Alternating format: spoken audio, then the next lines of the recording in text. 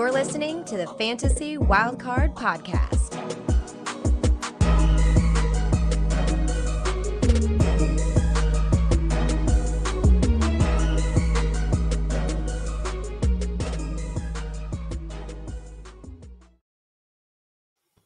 Yes, hello everybody and welcome into the Fantasy Wildcard Dynasty show.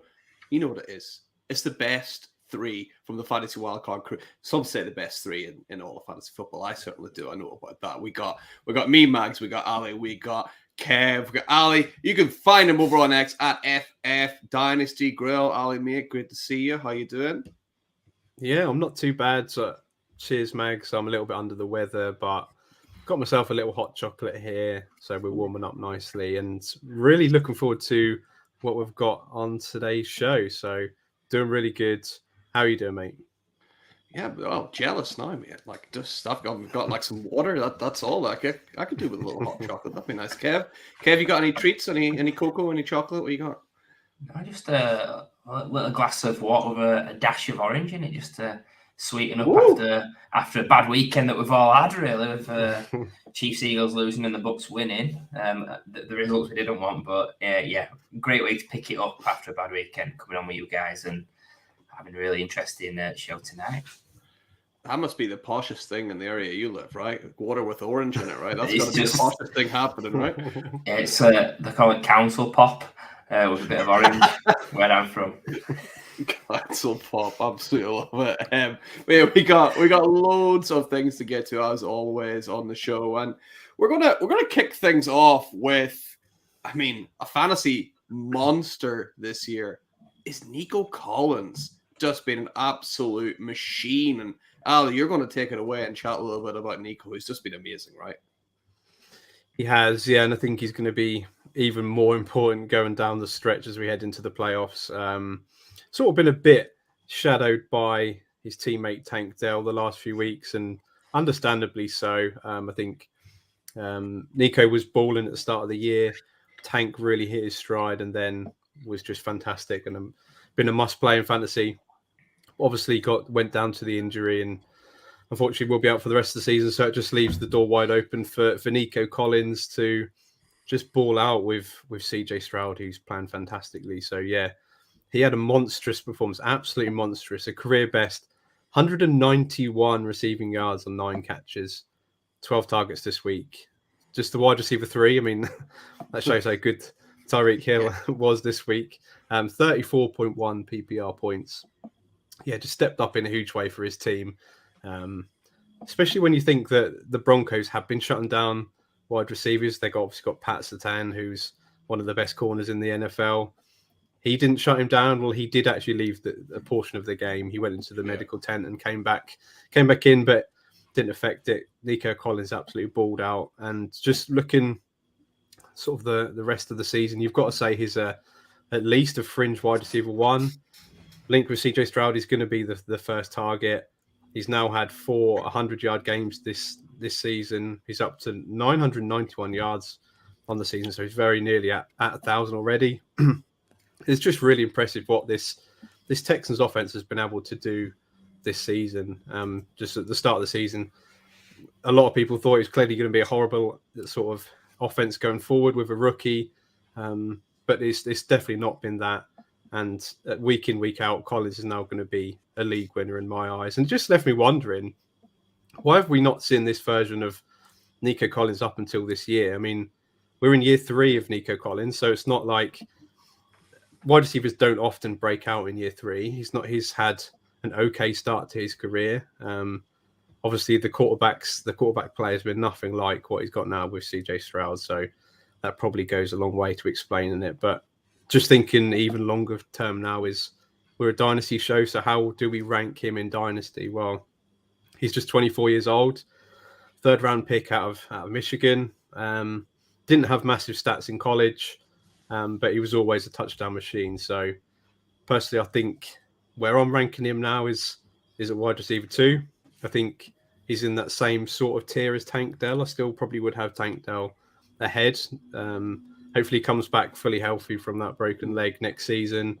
Fully expect him to at his age. But I think Nico Collins has to be there, ranked sort of as a wide receiver 2, just because the tie to CJ Stroud, the running that he's got now, he's fringe wide receiver 1, can put up league winning figures. So yeah, that's probably where I have him. I've got probably Tank Dell around wide receiver 16. I've got Nico Collins around about 19, 20, perhaps 21. Really like him for Dynasty. Really interesting guy, and the name on everybody's lips now that Tank Dell has gone down. But Kev, I've got a little who would you rather in Dynasty. So 3 interesting names here. So would you rather have Nico Collins or would you rather have Michael Pittman? Wow. Everyone knows I hate Pittman, so that's tricky. I do like Nico Collins. I called him out last week on the DFS show, so I'm going to give myself a pat on the back for that. I'll probably just take Pittman because I think he's a guaranteed one on that team. And I think he's where Collins has really flashed, and he's done amazing in fits and spurts this season. I think Pittman's just more consistent. So you probably with that decision, it's probably how your team looks. Do you need someone more steady, reliable, or do you need the boom weeks? And I think I'd just slightly lean Pittman on that one, even though it's absolutely killing me to say that. Second one is DJ Moore. Would you have Collins or DJ Moore? Justin Field fan club here.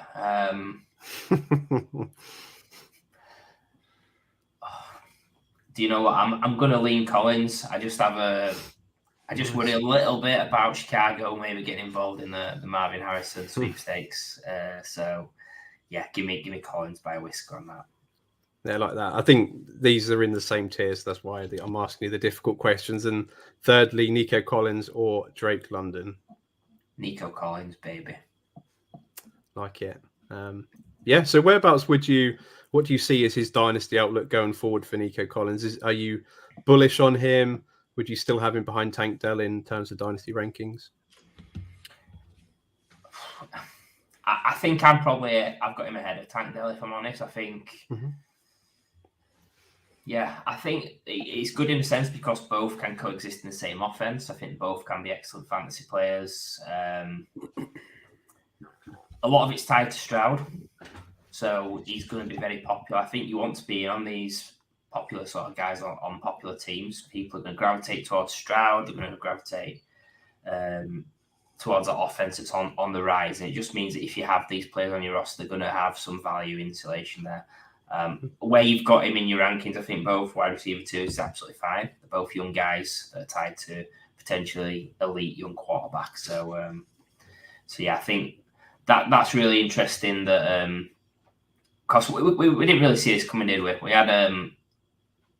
had a couple of our wildcard selections. I think Nico Collins was one of those in the off season, but no one kind of imagined that D'Amico Ryans, the defensive guy, comes in with a rookie QB and a bad O-line, and this happens. So I think people have that divinity spice of what a story this is, and the Texans everybody's second team at the moment. But also I think Nico Collins has got some pretty big supporters in the community. I know Matt Harmon was hyping this off-season. He obviously does that great work with reception perception, which talks about how well they win versus certain coverages and certain routes and things like that. So I think you've got to be really, really positive on Nico Collins. I did mention Matt Harmon's reception perception, but I think the way that he's been performing is going to give you that erection perception. Love that. Mags, I mean, how do I follow that up? But do you think it's justified, the hype that Nico Collins is now going to get, and he has been getting this season? Or do you think if you're a dynasty manager, would you be selling on the back of that hype and moving on from him? I mean, I don't know if I'm at full mast like Kev, but he's been pretty good, right? He's been absolutely crushing. But the entire team has, and the best thing about that is he's 24. CJ Stroud is super young. Tank Dell is super young. Their head coach is super young, right? So this is a group that are going to stay together for a long time. Now, I know this is Collins' third year. I don't know if they have a fifth year option on him. Probably not. I can't remember where he was drafted. You imagine he will re-sign in Texas, right? Like, I can't see him really going anywhere. Yeah. I'm in on Nico Collins here. I think I think he's a long-term asset. Hopefully the Texans lock him up. They've got tons of cap space. The only thing that might damage him is that same thing. They have a ton of cap space. Do they bring in like a T. Higgins or something like that? That would be the only thing. But I mean, yeah, you can talk hypotheticals all day, but as we are here and now, yeah, he's a smash. Agreed. It's funny actually because Matt Harmon in his reception perception, he called him a T. Higgins light. I think they're both big guys. They're not the traditional small wide receivers we're seeing come out at the moment. So,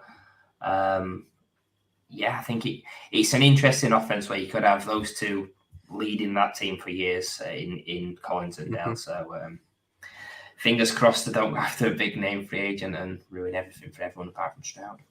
I'll just quickly, Mags, because you are a big Michael Pittman fan, aren't you? So, would you have Nico Collins over Pittman in Dynasty, or are you the other way around and Michael Pittman is your guy and you'd? Yeah, give me Michael Pittman still. Like I still take Michael Pittman above him, but I'm not mad if like I'm on a draft and I'm wanting Michael Pittman and someone snipes him before me. I'm happy to take a Nico Collins right after. They're that close. Yeah, I mean, personally for me, there's that tier sort of from 14 down to about 24. I've got a massive tier where there's a lot of wide receivers in there, so there'll be a lot of movement up and down, but. Yeah, a lot of them guys are similarly valued for me. Yeah, absolutely. And you know, we'll move from two guys I really like with Collins and Pittman to a guy that I don't love.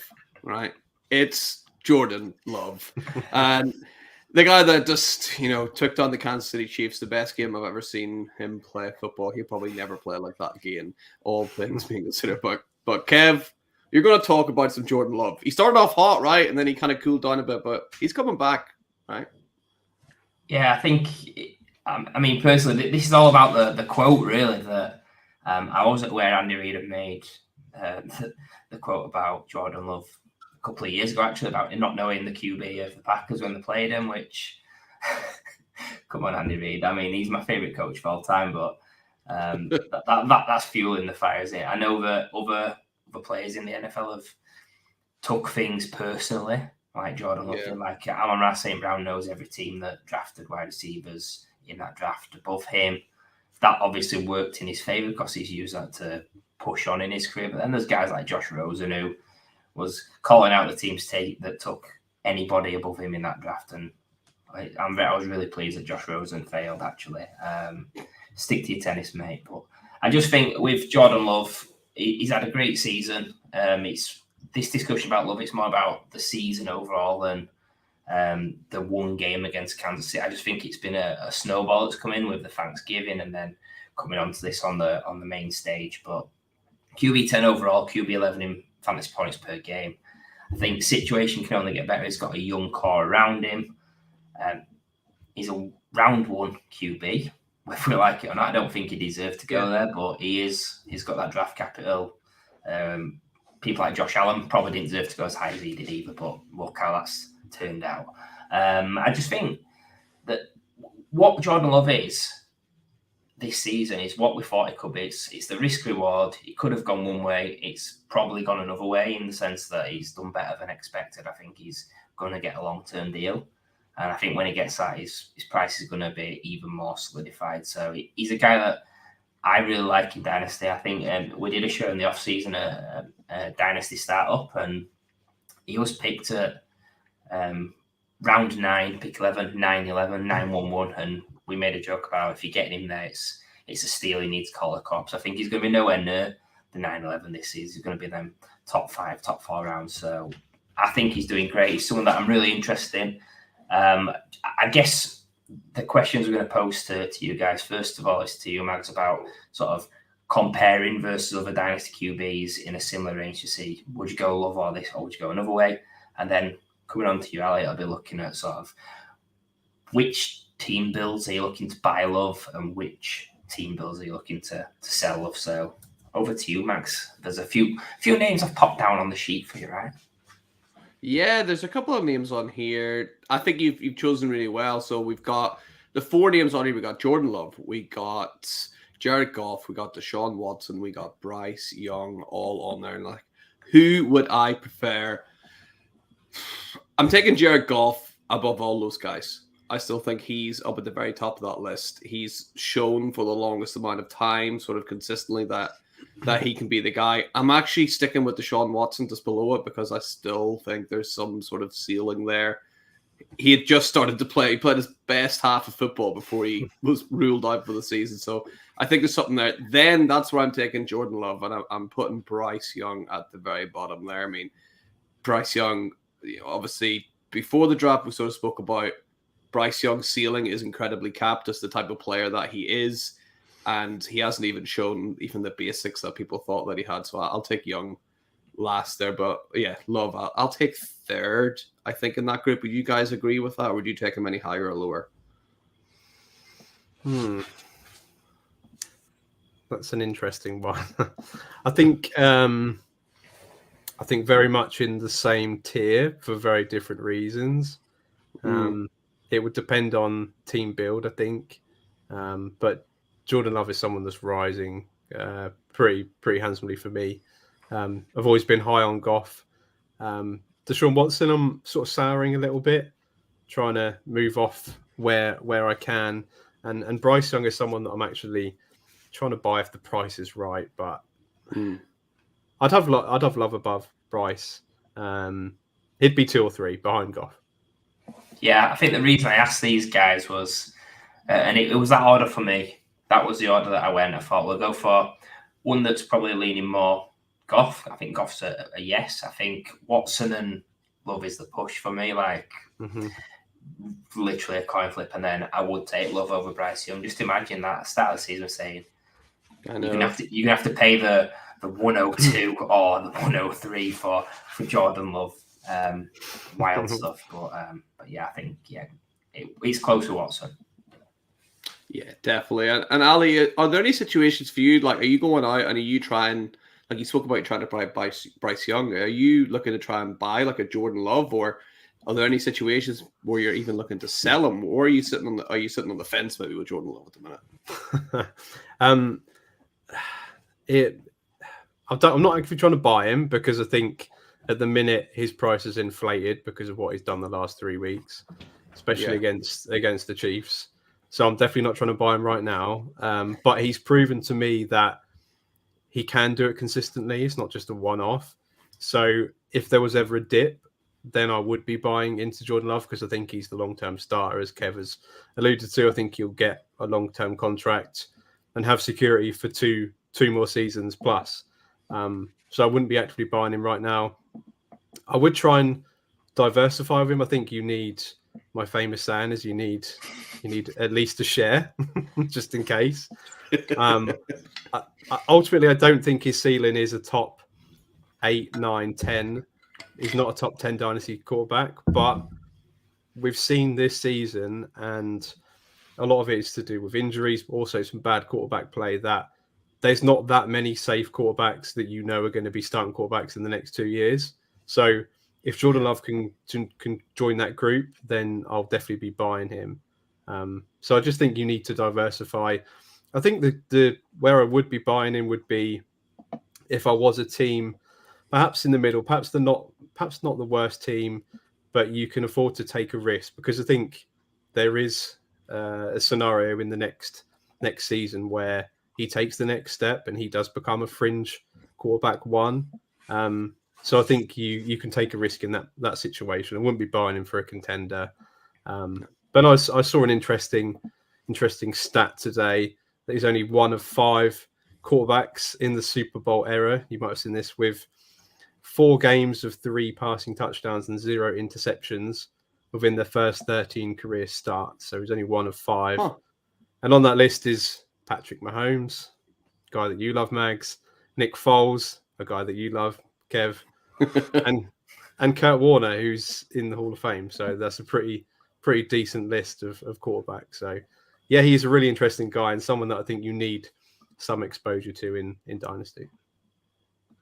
Yeah, absolutely agree. He's I think it's worth Yeah, taking your trademark here, Ali. The just in case, get some Jordan Love. But I mean, there's no just in case about this next backfield. The San Francisco 49ers, like this absolute cheat code of a backfield that they've got here at the minute. They've just got so many players. And, if keen listeners remember, a couple of weeks ago, we actually spoke about Brock Purdy, maybe even more than a couple of weeks ago. And we all kind of spoke about how you might want to go out there and aggressively try and buy Brock Purdy. This is why. Because Brock Purdy might just be the MVP in the NFL this year, which I can't believe is coming out of my mouth. He's just been... One thing I don't get is people like knocking him saying, oh, he's just a game manager, or he just blah, blah, blah. Every point counts the damn same. It doesn't matter how you do it or who does it for you, if it's yards after the catch or if it's 50-yard bombs on the field. Every point counts the same, and Brock Purdy's got a hell of a lot of them. He's a quarterback one this year, easily solidified in there. He's been getting better and better and better. He's able to just almost be like Kyle Shanahan has a controller in his hand, right? It's like he's playing Madden, and Brock Purdy just does exactly what he's telling them to do. So I think he's a super valuable asset. And just, I mean, I said before, I think he's the perfect quarterback too. He might even be able to be a quarterback one for you. He's playing so well at the minute, but I'd still like a little bit more upside on him if possible. But yeah, Brock Purdy, had to give him a shout out and say that he's absolutely killing it. But so are the other players, right? And Ali, my question to you is, there's so many talented players in this team. You got Brock Purdy, you got George Kittle, you got Deebo Samuel, you got Brandon Ayuk, you got Christian McCaffrey. Let's say, for some unknown reason, you got all five of them in your team, right? Do you start all five of them all at once? Like, who do you drop? What do you do? Like, how do you work around that? They've almost got too many good players for your fantasy teams to deal with, right? Yeah, quite right. Kev is absolutely fuming at this conversation. I love it. What a topic! Just shitting all over the Eagles this week. Yeah, no, you can't start all of them, but I think there's some situations that will allude to a couple of players. Say this week was, to me, it was a Deebo game. Before this, it always seems to be Deebo when he's fully healthy. In the big games, he's taken a lot of handoffs. He's in the backfield. He's everywhere, and that was what happened on Sunday night. You've got this game coming up. I mean, the week before, Brock Purdy had a down game because he didn't have to do anything because Christian McCaffrey ran in 2 touchdowns and was amazing. And they play the Seahawks again this week. I think it's going to be a Christian McCaffrey game, so I would be hesitant to start. People like Deebo, obviously they're an automatic start, but I wouldn't expect the production because I don't think they need to. So it is case by case basis. I think you want shares of all of these players because they are sort of taking it in turns to pop off, and Brock Purdy is benefiting from that. I think Brock Purdy is not the MVP. I absolutely love Brock Purdy. He's one of my favorite players in the NFL, but he's just perfect quarterback for that system. Get it out of his hands to the yak monsters, because every single one of them is just unbelievable after the catch, and that's just inflating his stats. I don't think he could do this on any other offense. I think he's a good quarterback, but he wouldn't be anywhere near the quarterback he's on any other team. But yeah, I think you need some exposure to all of these players, and they just take it in turns. So it's a very difficult one to work out week to week. Kev, too soon, or do you want to talk about it? No, I had an inkling that the 49ers would win the revenge game. And now obviously all the chat is about, well, that just proves that they would have won the Super Bowl last season, right? So yeah, let's crown them champs already. But I think from a pure fantasy dynasty perspective, you've got to be happy with Purdy, first of all, because he gets his points. It doesn't matter how he gets the points, because we could say that people like Justin Fields, he gets his points. He's not been a great passer traditionally for his career, and he's done fantastic. So you've got to be happy with Purdy with what you've got for him. CMC, we know he's fantasy MVP, and then wide receivers, it's you're going to get it right and wrong. So that's just that you know what's coming with those guys. It's not a shock when you get a 3-point game or a 30-point game. And then Kittle's pretty similar. He's because he's such a good real life player. Again, someone's volatile. He's going to potentially be on championship winning teams, but it's going to be some teams that need that 20 points in week 15 or something, and it hits 2, and then they're out. So it's a really interesting, I think, team overall. Really, that taking away the real life pain, I think you're really happy with any piece of this offense that you've got on your dynasty teams. But aside from your Purdy and your McCaffrey, it's pretty volatile, and you're not going to be 100% confident of which way it's going to go each week. Yeah, it's so frustrating, like, because you can't not play Deebo Samuel, but in the back of your mind you're like, I should probably not play, but you can't. It's one of those players that you always have to play. So I always find that super tricky to navigate. But there's somebody out there that put him on the bench against the Eagles, which makes me slightly happy. Just like, well, world learn. So yeah, we spoke about a few things here. We spoke about Brock Purdy as a solidified quarterback one. We spoke about Nico Collins rising up through the ranks and Tank Dell and all these guys. So we thought it was about time that we had maybe a re-look at all of these fantasy players and maybe had a little bit of a mock draft, right, guys? We're going to go 3 rounds.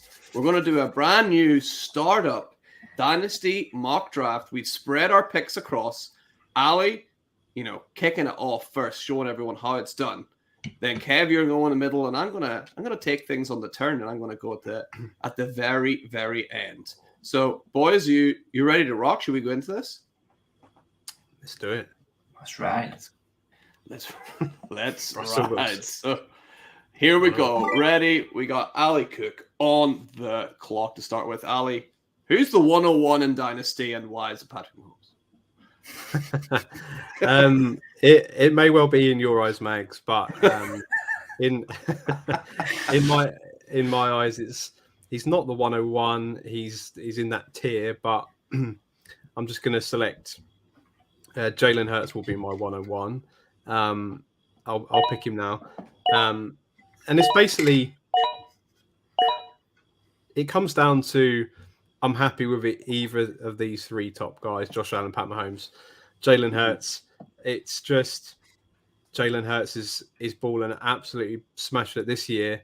His weapons are lined up for the next 2 to 3 years. He's going to be rushing with his legs the next 2 to 3 years. They're incredible in their own right. Pat Mahomes has got more longevity. Josh Allen probably got more rushing ability, probably got higher upside. But you've got Stephon Diggs that doesn't appear to be completely happy there.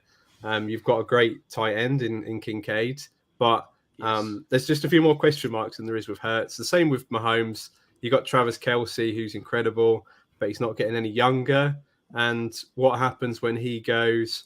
Is Rashee Rice going to step up? Are they going to draft an incredible wide receiver? Just a few more question marks. So just the tiebreaker for me will be Jalen Hurts. So he's my pick at 101 and feel really good about it. Yeah, you can't be sad about taking Jalen Hurts. You got to be happy with him, even if you're missing out on someone like Mahomes. Hurts is, these guys. You're right. They're in the same tier, right? You can't be sad with any of those guys. Yeah. And Kev, that puts you on the clock. You're picking at pick number 6, slap bang in the middle. Who are you taking?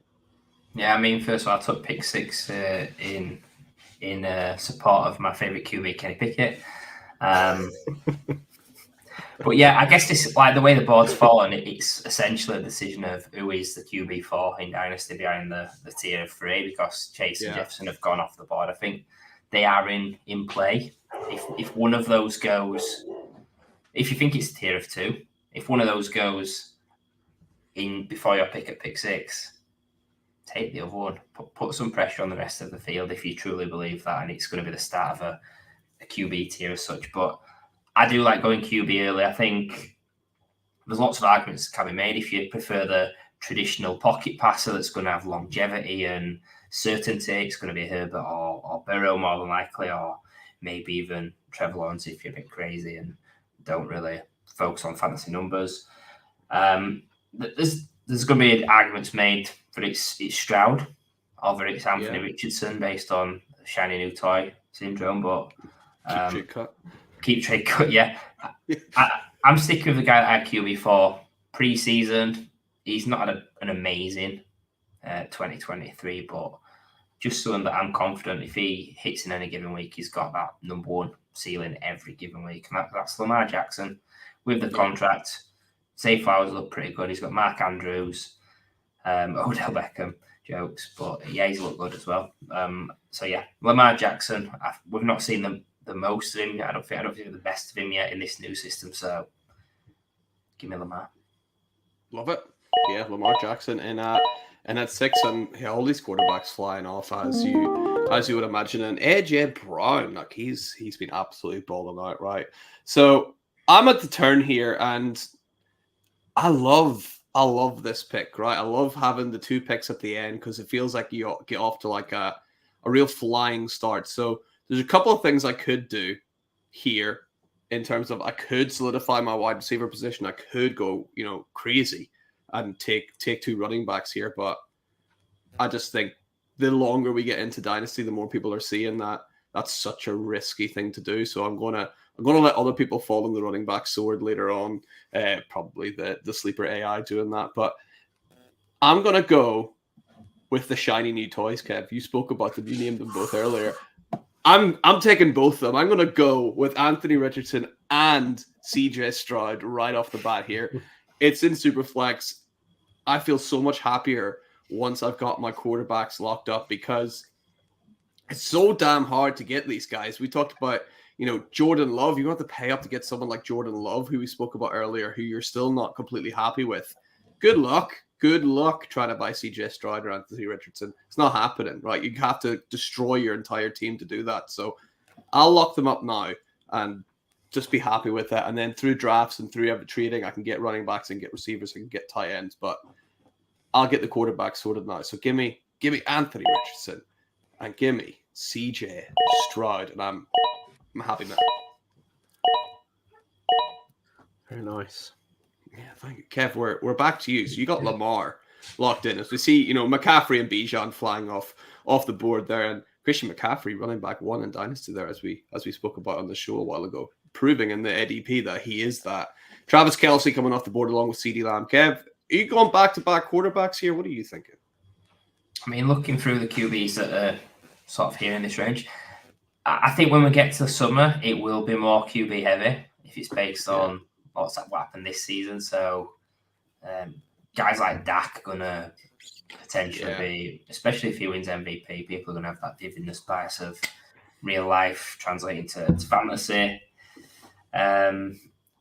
Obviously, running back wise, there's people like Hall, there's people like Jameer Gibbs on there, which are interesting. Jonathan Taylor. Wide receiver wise, I'm on St. Brown, someone that really stands out there. The fact that you've got Brown, Lamb, Wilson, Chase, potentially have all gone. Maybe St. Brown's the last one in that tier, so that's something that's appealing. And then tight end, Kelsey's gone, but ever since I grieved Sam Laporta, he's gone on a tear, hasn't he? So I think he'll be someone that's in a lot of people's minds as well. But I touched on it. I think you're looking for ends of tiers at any of your picks any time you're on the board. So I'm on St. Brown, someone I'd be happy to go for here. Traditionally, I like going QB, but I think you can be really confident with Amon-Ra St. Brown what happens over the next couple of years for him. So give me Amon-Ra. Yeah, that's exactly what I would have done there as well, for sure. And Ali, we're swinging all the way back to you. You got Jalen Hurts. What's your strategy now? Just how much do you look at the lay of the land here as well? How much are you looking at other teams at this point in the draft, or are you just really focusing on you and building your team? Yeah, I think being at on either side of the draft, I think you can dictate almost where the draft goes. Say if I was to pick another quarterback, people might be a bit more nervous that I've got two good quarterbacks here. I could pick 2 running backs, 2 wide receivers, or go tight end. It's definitely looking at the builds of different players, who's going more long term, who's going more win now, and sort of fitting in my strategy within that. And obviously picking at 1, you've got the good flexibility that I've picked the elite quarterback, so I can potentially, I don't need to go for another quarterback. I can wait till my next go, or I can really solidify that position and get 2 top quarterbacks, which there's not that many quarterbacks that you feel really good about right now. I think I've around 16 quarterbacks that you feel confident are going to be producing and still starting within the next 2 to 3 years. So that's not very many. There's not very many divided by 12. So there's certainly an edge. If you can get 2 of the top 2 quarterback ones and sort of a fringe quarterback one, you've sort of got an advantage on the rest of your league, or I view it that way anyway. But yes, really interesting. Kev killed the dream. I really wanted Amon-Ra St. Brown to fall to me. The other ones I wanted to fall to me would have been the stack of Tyreek Hill and Tua would have been fantastic. But that's been quashed. But my pick here, I'm going to go for a quarterback which may surprise people, but it's the guy that could end up as MVP this year, playing at an exceptionally high level. The quarterback one through the last few weeks. I mean, in Dak Prescott, just think I've got so much confidence in him going forward. As if this offense remains like it is going forward into next season, then he's going to be right up there in the top 5. And to get him at the back of round 2 feels really good. He's only 30 years old, so he's still got plenty of years left in the league. It would have been between him and Kyler Murray. A bit more question marks on Kyler, although I do think the Cardinals are gonna keep him long term and possibly give him some weapons going forward. So I'll make my first pick in Dak Prescott to be my quarterback 2. Feels really good there. And then I can just look elsewhere, and it comes down to probably not touching running back just yet. I feel like the running back position has been awful the last couple of years. Jahmyr Gibbs would have been definitely in play here, but he just got picked one pick before me. So it'll be wide receiver and hoping that one of my sort of top 8 wide receivers are there. And there is one that's still there in Chris Olave. So I'll start the draft with Hurts, Dak Prescott, and my wide receiver 1 in Chris Olave. And now I feel really good about where I can go with the next few picks. Yeah, absolutely. You gotta be happy with that. 2 studs at quarterback, and then that Chris Olave. I remember speaking a lot last season about like Dak Prescott is like the ultimate quarterback 2. He's like the best case scenario usually for your quarterback 2, unless you get Anthony Richardson and CJ Stroud like me. So I think you've done really well there getting Dak locked up. So Kev, you're back on the board. You've got Lamar, you've got Amon-Ra St. Brown. Who are you going with next? Yeah, I just think like the biggest currency, the biggest decision you've got in dynasty startups every time is QB. That's your biggest question. Now, how am I going to work around QB? Am I going to hit it early? Am I going to fade it? What's the plan? So to see there's a couple of guys still there which are really appealing to me, it makes it a lot of an easier decision than if QB was gone and I'm forced to take running back or wide receiver or tight end. Then it just looks like I'm getting different colours each round and just having a little pattern and a mess about. But it's down to Tua or Kyler Murray, and I think that's a tough decision for me. I think Kyler's obviously got ceiling; he's done it before, but he's also got risk with coming back from an injury and what could happen. It looks like they're going to be out of range for guys like Caleb, etc., and Drake May, but. Yeah, you never know with that franchise what could happen. There's no ties to him with the head coach. And then Tua, who's done amazingly well, concussion issues and question marks in his background. So it's a lot to weigh up. I think I do tend to favour risk and go for upside of any given week. I want pure upside, which is usually Kyler Murray. But then the way this is building, I've got St. Brown, I've got Lamar Jackson. It's a balanced team. It is genuinely a coin flip, but I do tough decision. I'm going to take Kyler Murray. Yeah, Kyler Murray. Now you've got sort of your 2 like prototypical like Russian quarterbacks there as well. That could just keep ticking along those points, and you're delighted starting in Lamar and Kyler Murray and also Amon-Ra St. Brown. There's 3 guys that you don't really have to worry about having any bust weeks. And I think that's super important with your first couple of picks is you want people who you can kind of confidently slot into your team. So you got 3 guys there who you're delighted to put on your team. And yeah, that brings us to me to round off this, our quick 3 rounders. And I mean, this kind of shows you where we're at here, because we're at the back end of round 3 and I'm already thinking this is pretty ugly. Like, I don't really want to take Cooper Kupp. I know I don't want to take Kyle Pitts. I mean, part of me here is thinking, like, even though I already have Richardson and Stroud, I'm like, is Tua actually, like, Tua could actually be the play here, and then I can leverage all the teams with Tua to trade and try and get somebody that I actually like more, that works well for my team a little bit more. But we'll just have a little scan at running back and not loving anybody, really. We got Travis Etienne, who's had obviously a slam dunk season, but I'm not really happy taking him in the 3rd round. Like we say, Cooper Kupp, not pleased about it. JSN, don't really want him to be my wide receiver 1, but I mean, there's not much else down here really to work with. And then a tight end. Yeah. Guys, I'm thinking here, this could be the ultimate dickhead move, but I'm always willing to make it. I think here, I should actually be taking Tua, because once this draft is over, I can use Tua to go and trade and move up and get a player that I like. What would you guys do here? I always feel like this is an interesting conversation. What would you be thinking here? Or like, do we go with someone like a Tank Dell or Nico Collins, who we talked about earlier here, and just kind of really push him up the board? Go on, Kev. Let's put you up. Go on, Kev, yeah.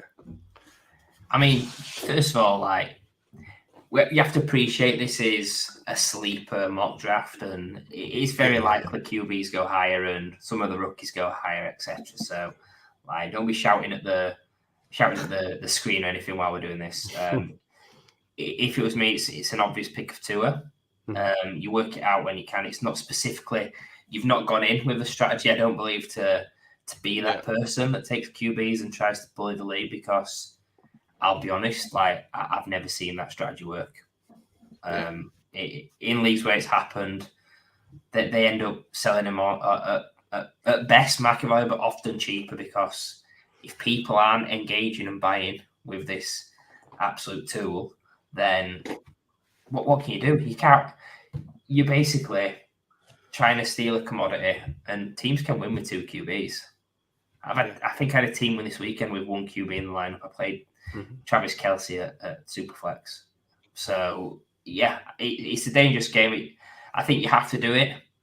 Yeah. But then I wouldn't continue taking QB4, QB5, because you're just missing out on everything, and you're relying on other managers helping you out then. So you might think you've got leverage, but actually you've got less leverage, because everyone else has got stuff that you need.